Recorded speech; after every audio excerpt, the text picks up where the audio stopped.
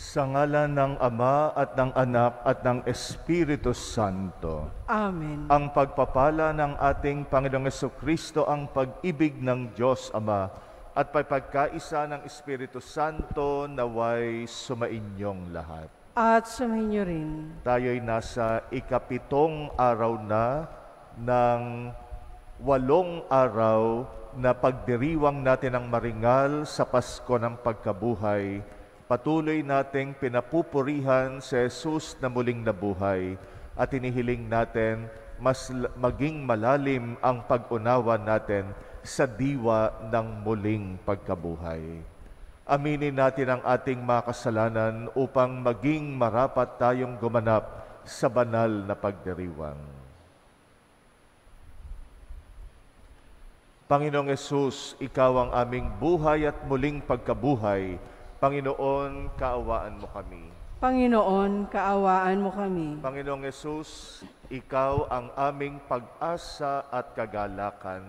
Kristo, kaawaan mo kami. Kristo, kaawaan mo kami. Panginoong Hesus, Ikaw ang kaliwanagan ng aming buhay.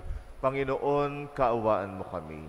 Panginoon, kaawaan mo kami. Kaawaan tayo ng makapangyarihang Diyos, patawarin tayo sa ating mga kasalanan at patnubayan tayo sa buhay na walang hanggan. Amen. Luwalhatiin natin ang Diyos. Puri sa Diyos sa kaitaasan, at sa luma'y kapayapaan, sa mga taong kinalulugan niya. Pinupuri ka namin, pinarangal ka namin, sinasamba ka namin, pinasasalamat ka namin, dahil sa dakila mo aking kamurihan. Panginoong Diyos, Hari ng langit,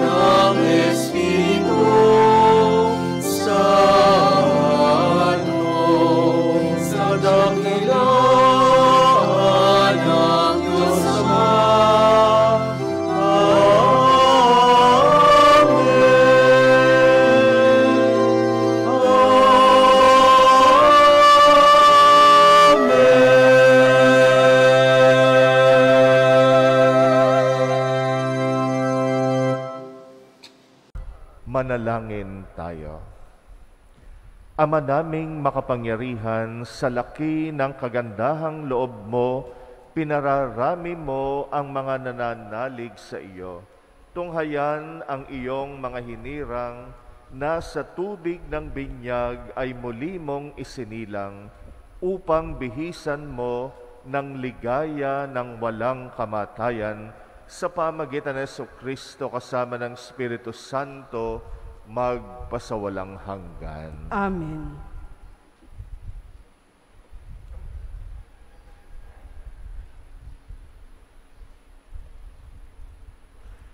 Pagbasa mula sa mga gawa ng mga apostol.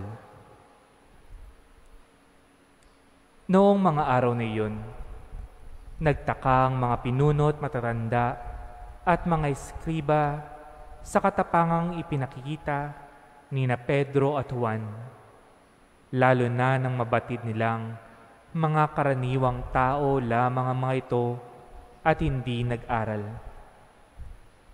Napagkilala nilang sila'y kasama ni Jesus noong nabubuhay pa. At nang makita nila ang taong pinagaling na nakatayo sa tabi ng dalawa, wala silang masabi laban sa kanila. Kaya't pinalabas muna sa Sanhedrin ang mga alagad, saka sila nag-usap. Ano ang gagawin natin sa mga taong ito? Tanong nila. Sapagkat hayag na sa buong Jerusalem at hindi na natin may tatatwa na isang pambihirang kababalaghan ang naganap sa pamamagitan nila. Para hindi na kumalat ito, balaan natin sila na huwag nang magsalita kanino man tungkol sa pangalang ito. Kaya't muli nilang pinatawag sina Pedro at binalaan na huwag nang magsalita o magtuturo pa tungkol kay Jesus. Subalit, sumagot sina Pedro at Juan, "Kayo na po ang umatol kung alin ang matuwid sa paningin ng Diyos. Ang sumunod sa inyo o ang sumunod sa Diyos. Hindi maaari hindi namin ipahayag ang aming nakita at narinig." At sila'y binalaan ng lalo pang mahigit saka pinalaya. Wala silang makitang paraan upang maparusahan ng dalawa, sapagkat ang mga tao'y nagpupuri sa Diyos dahil sa nangyari.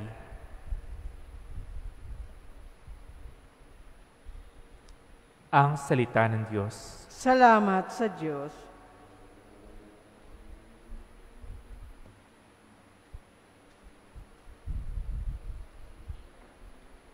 Pinupuri kita, Diyos ko, pagkat ako'y dininig mo. Pinupuri kita, Diyos ko, pagkat ako'y dininig mo. O pasalamatan ang Panginoong Diyos, pagkat siya'y mabuti. Ang kanyang pag-ibig ay napakatatag at mananatili. Dahilan sa poon, ako'y pinalakas at ako'y tumatag. Siya sa buhay ko, ang tagapagligtas. Dinggin ang masayang sigawan sa tolda ng mga hinirang. Ang poon ay siyang lakas na patnubay. Pinupuri kita, Diyos ko, pagkat ako'y dininig mo. Ang lakas ng poon ang siyang nagdulot ng ating tagumpay sa pakikibaka sa ating kaaway. Aking sinasabing, di ako papanaw, mabubuhay ako, upang isalaysay ang gawa ng Diyos na Panginoon ko. Pinagdusa ako at pinarusahan ng labis at labis, ngunit ang buhay ko'y di niya pinatid. Pinupuri kita, Diyos ko, pagkat ako'y dininig mo. Ang mga pintuan ng banal na templo'y inyo ngayong buksan. Ako ay papasok at ito'y Panginooy papupurihan. Ito'y yaong pintong pasukan ng poon, ang Panginoong Diyos. Tanging ang matuwid, ang pababayaang dooy makapasok. Aking pinupuri, ikaw o poon, yamang pinakinggan, dininig mo ako't pinapagtagumpay. Pinupuri kita, Diyos ko, pagkat ako'y dininig mo.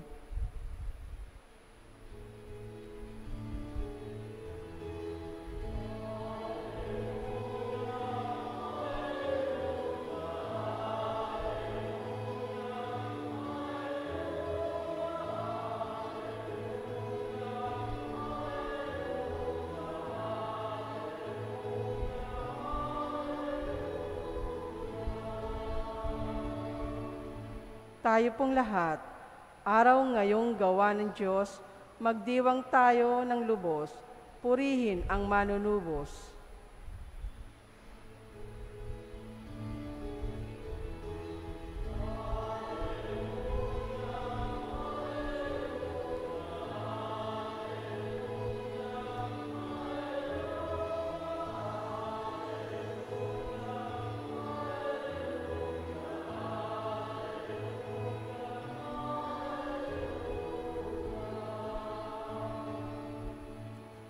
Sumainyo ang Panginoon. At sumainyo rin. Ang mabuting balita ng Panginoon ayon kay San Marcos. Papuri sa iyo, Panginoon.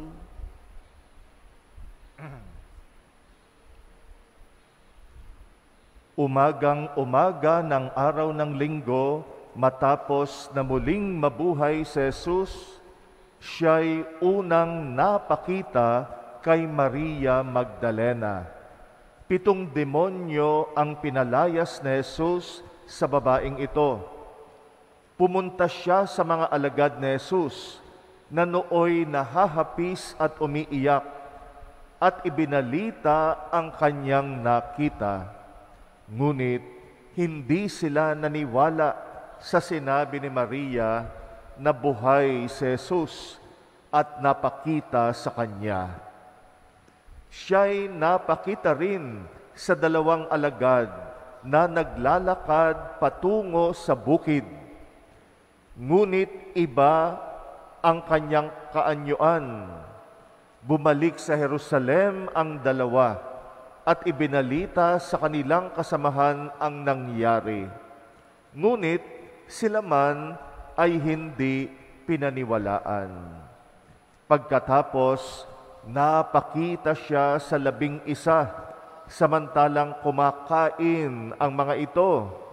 Pinagalitan niya sila dahil sa hindi nila pananalig sa kanya at sa katigasan ng ulo, sapagkat hindi sila naniwala sa mga nakakita sa kanya pagkatapos na siya'y muling mabuhay. At sinabi ni Jesus sa kanila, "Humayo kayo sa buong sanlibutan at ipangaral ninyo sa lahat ang mabuting balita." Ang mabuting balita ng Panginoon. Pinupuri ka namin, Panginoong Hesukristo. Ang magpatotoo sa Panginoon ay hindi kasing dali tulad ng ating iniisip. Sa ating ebanghelyo ngayon, mismong si Maria Magdalena, nakita na niya ang Panginoong muling nabuhay at siya'y nagpatotoo pero hindi pa rin siya pinaniwalaan. Ganon din yung 2 alagad na pinagpakitaan ng ating Panginoon. Direktang saksi sila ng muling pagkabuhay ni Jesus, pero hindi rin sila pinaniwalaan agad nung 11 mga apostol. Kaya nga nung magpakita si Jesus sa kanila, pinagalitan sila. Ang titigas ng ulo ninyo, hindi lang ulo kundi yung puso nila, saradong-sarado sa katotohanang siya ay muling nabuhay. Sa ating unang pagbasa rin, kwento ng unang simbahan, yung unang pagpapahayag ng mga apostol at mga alagad tungkol kay Jesus na muling nabuhay, hindi kaagad-agad na sila ay tinanggap, bagamat sila ay mga saksi rin ng pagkabuhay ng ating Panginoon. Kaya hindi ganon kadali ng katulad ng iniisip natin. Kung sila hindi pananiwalaan, tayo pa kaya sa panahon natin ngayon na masyadong advance ang ating pag-iisip, hindi rin ganon kadali na kumumbinsi ng mga tao na maniwala, maglingkod, magsilbi, mag-commit lalo na ng kanilang sarili sa Panginoon. Kaya isang malaking hamon yung huling habilin ni Jesus sa mga alagad na humayo kayo sa buong sanlibutan at ipangaral ninyo ang mabuting balita. Ito'y napakalaking hamon. Kailangan establish muna natin yung ating kredibilidad. Paano tayo magiging mga kapani-paniwala na mga saksi ng ating Panginoon. Una sa lahat, dapat seryoso tayo. Pag tayo ay nagbigay patotoo sa Panginoon, ito ay hindi lamang laro-laro o hindi half-hearted na gawain. Kapag naging patotoo tayo sa Panginoon, ito ay isang seryosong gawain. Ikalawa, mahalaga na nakapakinig tayo ng salita ng Diyos. Walang pwedeng magpahayag ng mabuting balita kung siya mismo ay hindi siya nakapakinig ng salita ng Diyos, ng mabuting balita. Na hindi pwedeng tatamad-tamad tayo, lalo na sa paikinig ng salita ng Diyos. Bawat Kristiyano, kung tutuusin, ay isinugong saksi. Pero hindi lahat ng Kristiyano alam natin at madalas tayo rin yon, napakatamad natin magbasa ng Bible, magnilay ng salita ng Diyos, umattend ng mga pagpapahayag ng salita ng Diyos. Hindi tayo magiging epektibong tagapagpatotoo kung tatamad-tamad tayo. Wala tayong oras para pagnilayan ng malalim, lalo na ang mabuting balita. At hindi lang nakapakinig, dapat nauunawaan din natin kung ano yung ating napakinggan. Naintindihan natin kung ano yung ating pinaniniwalaan. Klaro sa atin yung ating paninindigan. Kasi paano natin aakitin ang iba, natanggapin ang paniniwala natin kung mismong tayo naguguluhan. Kung tayong mismo hindi nag-e-effort unawain ng malalim ang ating pananampalataya. Kaya kailangan ng lalim, kailangan ng depth ng pag-unawa ng ating pananampalataya. At dahil dyan, hindi rin pwede na tatamad-tamad tayo na mag-aral ng ating pananampalataya. Yan madalas ang ating kakulangan, lalo na tayong mga Katoliko. No, napakatamad natin na mag-aral ng ating pananampalataya. Mas mahilig pa tayo sa mga pamahiin, mga kaugalian na mababaw, pero yung talagang pag-aaralan, uunawain yung ating pananampalataya, diyan tayo madalas nagkukulang. Kaya naman, hindi kapani-paniwala yung ating pagsaksi. Pero kung naiintindihan natin yung ating pinaniniwalaan, kung nauunawaan natin ang ating mga prinsipyo, at lalo na pinaninindigan natin ito, at ito yung huling importante, yung commitment natin. Yung narinig mo, yung naunawaan mo, kinocommit mo yung sarili mo. Ibig sabihin, ikaw mismo, sinasabuhay mo ang salita ng Diyos. Mahirap kumbinsihin yung iba na paniwalaan ng salita ng Diyos. Ikaw mismo, di mo kayang i-commit yung sarili mo. Di mo kayang panindigan yung iyong pinaniniwalaan. Di mo kayang ibigay yung sarili mo. Kung aakitin natin ang marami na magsilbi sa Panginoon, ikaw muna magsilbi muna. Kaya halimbawa muna ng buhay natin bago yung pagpapahayag sa bibig. No, bago mo ipahayag, isabuhay mo muna. Wag na kung ano-anong sinasabi mo tungkol sa Panginoon, di mo naman sinasabuhay. Mahirap mangaral nang hindi mo isinasabuhay yung pinapangaral mo. Kaya mahalagang sangkap ng kredibilidad yung commitment, yung pagsasabuhay, yung paninindigan, at talagang nilalaan natin yung sarili natin sa ating pananampalataya. Kaya maging inspirasyon, maging hamon sa atin ang ebanghelyo natin ngayon. Kung yung mismong mga unang alagad ay hindi kaagad pinaniwalaan, sabi ko nga, lalo pa tayo ngayon. Pero gayunpaman, panindigan natin yung pagtupad natin sa huling habilin ng Panginoon sa atin. Humayo tayo at ipahayag natin ang mabuting balita sa buong mundo.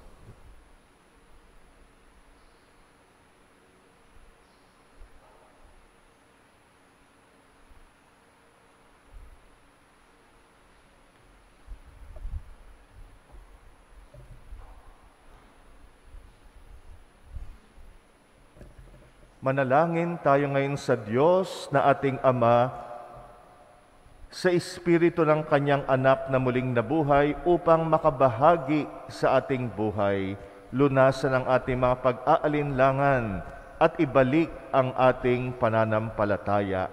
Ating itutugon, Panginoon, dinggin mo ang aming panalangin. Panginoon, dinggin mo ang aming panalangin. Ang simbahan naway mapuspos ng Espiritu ng Panginoong muling nabuhay habang ipinahahayag niya ang Panginoon sa buong mundo. Manalangin tayo sa Panginoon. Panginoon, dinggin mo ang aming panalangin. Atin nawang italaga ang ating sarili kay Kristo bilang katunayan ng ating pag-ibig sa Kanya. Manalangin tayo sa Panginoon. Panginoon, dinggin mo ang aming panalangin. Tayo naway hindi maghinanakit sa mga sumasalungat sa atin, bagkus ay ipanalangin ang kanilang pagbabagong loob. Manalangin tayo sa Panginoon. Panginoon, dinggin mo ang aming panalangin. Ang mga may sakit naway paginhawain sa kanilang pagdurusa, bunga ng kanilang pananampalataya sa Panginoong muling nabuhay. Manalangin tayo sa Panginoon. Panginoon, dinggin mo ang aming panalangin. Ang mga yumao naway maranasan ang mapanligtas na kapangyarihan ng Diyos. Manalangin tayo sa Panginoon. Panginoon, dinggin mo ang aming panalangin. Tahimik nating idalangin ang ating mga personal na kahilingan. Muli nating alalahanin ang mga kapatid nating pinangakuan natin na ipagdarasal natin sila. Ipagdasal din natin ang mga kapatid nating nagpapamisa sa ating pagdiriwang ngayon.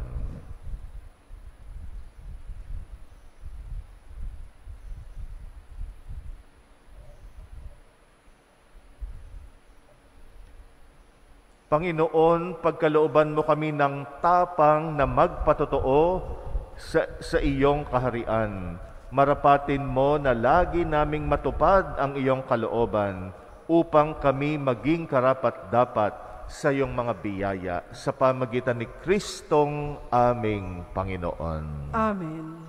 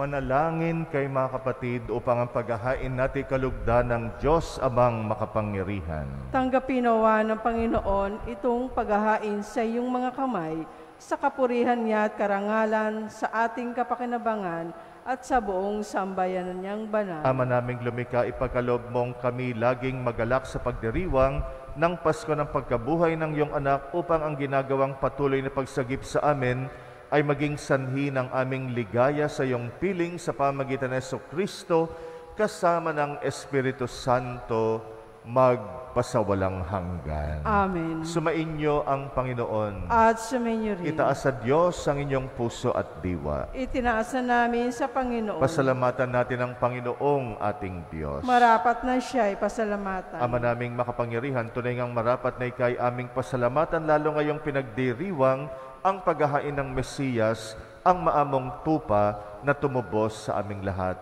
Ang iyong anak na minamahal ay naghain ng sarili niyang buhay. Siya ang tupang maamong umako sa kaparusahan upang mapatawad ang kasalanan ng sanlibutan. Sa pagkamatay niya sa banal na krus, ang kamatayan nami kanyang nilupig. Sa pagkabuhay niya bilang manunubos, pag-asa at pagkabuhay ay aming nakamit. Kaya kaisa ng mga anghel na nagsisiawit ng papuri sa iyo, nang walang humpay sa kalangitan kami nagbubunyi sa iyong kadakilaan.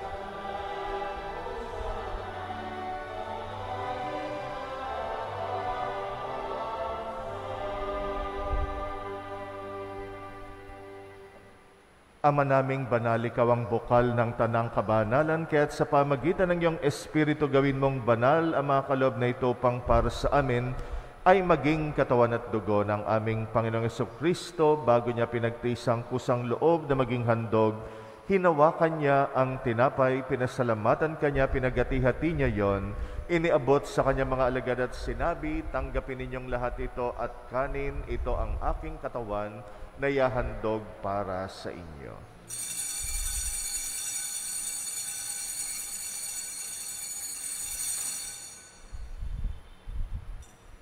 Gayun din naman nung matapos ang hapunan, hinawakan niya ang kalis, muli kanyang pinasalamatan, iniabot niyang kalis sa kanyang mga alagad at sinabi, tanggapin ninyong lahat ito at inumin, ito ang kalis ng aking dugo, ng bago't walang hanggang tipan, ang aking dugo na ibubuhos para sa inyo at para sa lahat sa pagpapatawad ng mga kasalanan.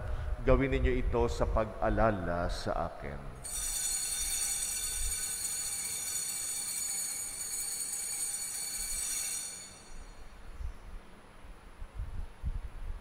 Ang misteryo ng pananampalataya.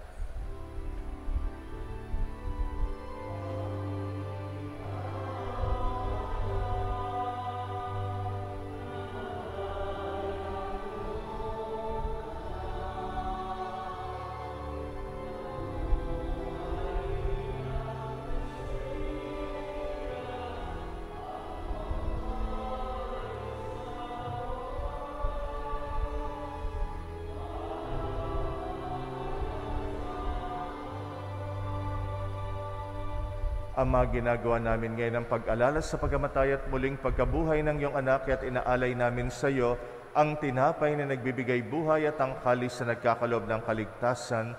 Kami nagpapasalamat dahil kami iyong minarapat tumayo sa harap mo para maglingkod sa iyo. Sinasamo namin kaming magsasalo sa katawan at dugo ni Kristo ay mabuklod sa pagkakaisa sa pamagitan ng Espiritu Santo. Amalingapin mong iyong simbahang laganap sa mong daigdig, puspusin mo kami sa pag-ibig, kaysa ni Francisco na aming Papa at ni Jose na aming Obispo at ng Tanang Kaparian. Alalahanin mo rin ang mga kapatid naming nahimlay, may pag-asang sila'y muling mabubuhay. Gayon din ang lahat ng mga pumanaw, kawan mo sila at patuloyin sa iyong kaliwanagan, kawan mo at pagindapatin kaming lahat makasalo sa iyong buhay na walang wakas, kaysa ng mahal na Birheng Maria na Ina ng Diyos, ng kabiyak ng puso niyang si San Jose, kaysa ng mga apostol at ang lahat ng mga banal na namuhay dito sa daigdig ng kalugod-lugod sa iyo. May pagdiwang nawa namin ang pagpupuri sa ikrarangal mo sa pamagitan ng iyong anak na aming Panginoong Hesukristo.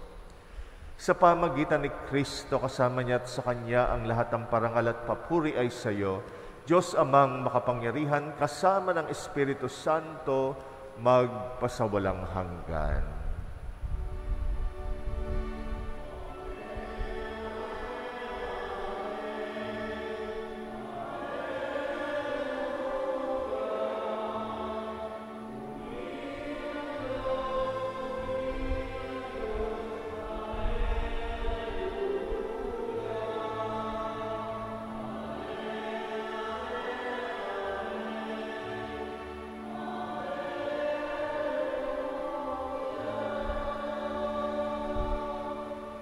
Sa tagubili ng mga nakagagaling na utos sa turo ni Jesus na Panginoon natin at Diyos, ipahayag natin ng lakas loob.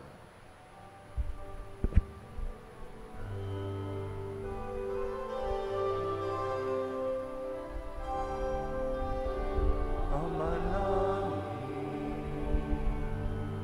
sumasalangit ka, sabahin ngalan mo, mapasahin kaharian, surihan dito sa lupa, para sa langit. Bigyan mo kami ngayon ng aming sa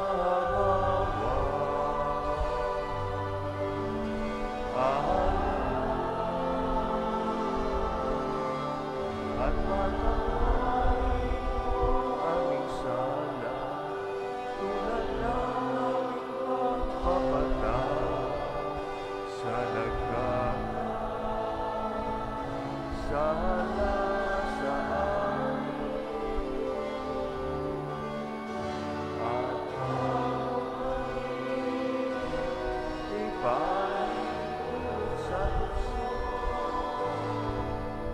At iagyan kami sa lahat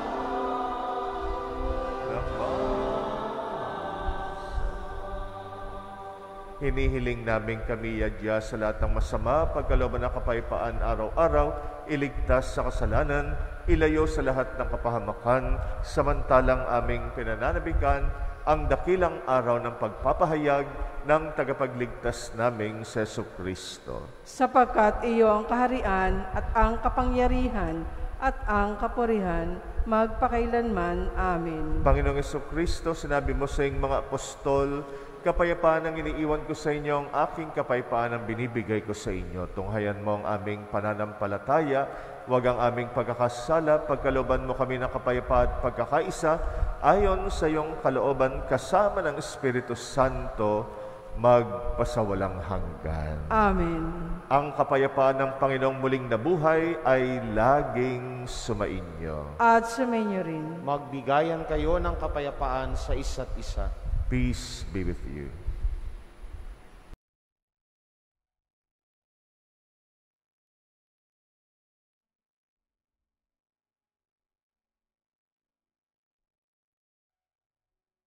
Kordero ng Diyos na nag-aalis ng mga kasalanan ng sanlibutan, maawa ka sa amin. Kordero ng Diyos na nag-aalis ng mga kasalanan ng sanlibutan, maawa ka sa amin. Kordero ng Diyos na nag-aalis ng mga kasalanan ng sanlibutan, ipagkaloob mo sa amin ang kapayapaan. Narito ang kordero ng Diyos na nag-aalis ng mga kasalanan ng sanlibutan, mapalad ang mga inaanyayahan sa kanyang piging. Panginoon, hindi ako karapat-dapat na magpatuloy sa iyo, ngunit sa isang salita mo lamang ay gagaling na ako.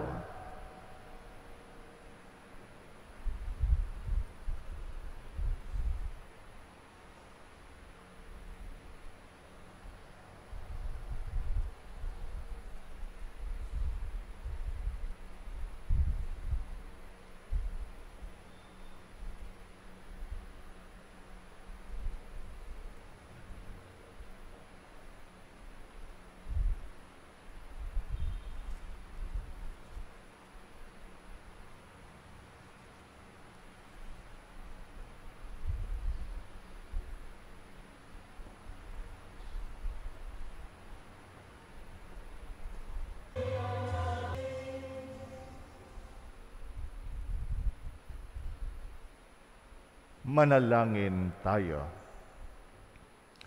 Ama naming mapagmahal, tunghayan mo't lingapin ang iyong sambayanan na minarapat mong makinabang sa piging na pang magpakailanman, ipagkaloob mong kami maluwalhating makarating sa pagkabuhay na magtatampok sa amin sa iyong piling sa pamagitan ng Jesucristo kasama ng Espiritu Santo magpasawalang hanggan. Amen. Sumainyo ang Panginoon At sumainyo rin. at pagpalain kayo ng makapangyarihang Diyos, Ama at Anak at Espiritu Santo. Amen. Umayo kayong taglay ang kapayapaan ni Kristo. Aleluya, aleluya. Salamat sa Diyos. Aleluya, aleluya. Palakpakan natin ang Panginoon.